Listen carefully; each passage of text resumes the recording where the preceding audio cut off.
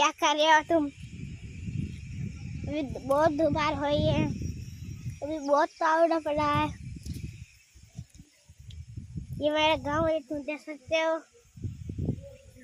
ये अभी ट्रैक्टर थमा है, तुम देख सकते हो।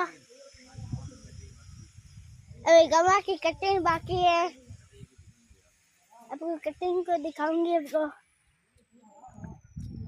ये हमारी मुश्किल है, ये हमारा ट्रैक्टर है। ये मेरे सुजाला प्लेट है, तुम देख सकते हो। ये मेरा ट्यूबवेल है, अभी तार बंद है, तुम देख सकते हो।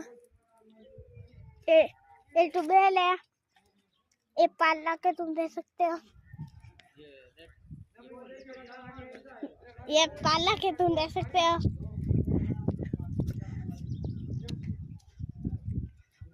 ये गऊ है, अभी आधे काचे आधे पाक के तुम देख सकते हो।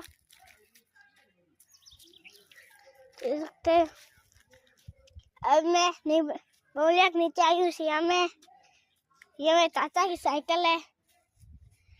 काल के वीडियो।